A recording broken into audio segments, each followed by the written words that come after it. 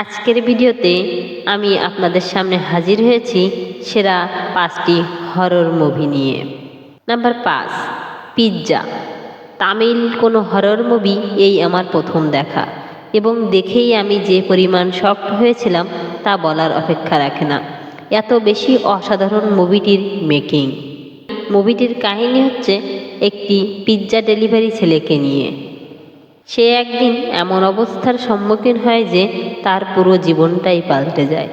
কিন্তু সত্যের পেছনে সত্যটি জানতে হলে দেখতে হবে এই অসাধারণ মুভিটি। নাম্বার 4, ডাব্বি। এর আগে কোনো টার্কিশ হরর মুভি দেখি নাই, তাই ডাব্বি মুভিটি দেখা।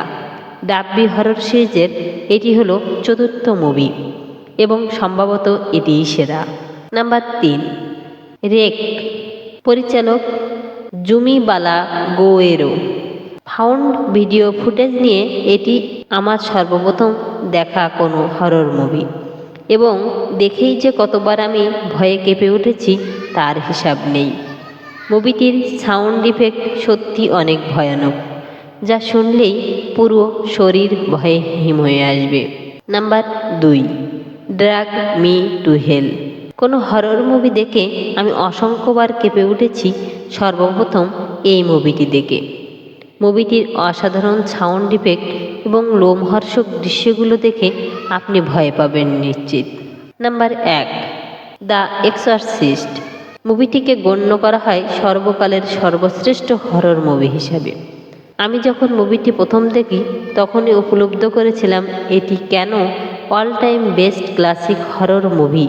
মুভিটি 70 দশকের হলেও সেই সময়ে অনেক সিনেমা হলে মুভিটি প্রদর্শনের সময় হলের সামনে অ্যাম্বুলেন্স রাখা হতো, কারণ মুভিটির ভয়াবহতা সহ্য করতে না পেরে অনেকেই অজ্ঞান হয়ে পড়ত।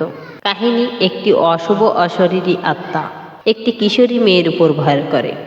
তখন মেয়েটির মা 2জন তান্ত্রিকের শরণাপন্ন হন মেয়েটিকে বাঁচানোর জন্য। শেষ পর্যন্ত তারা কি মেয়েটিকে অশুভ আত্মার হাত থেকে বাঁচাতে পারেন? উত্তরটি জানতে হলে শেষ পর্যন্ত আপনাদের দেখতে হবে এই অসাধারণ হরর মুভি।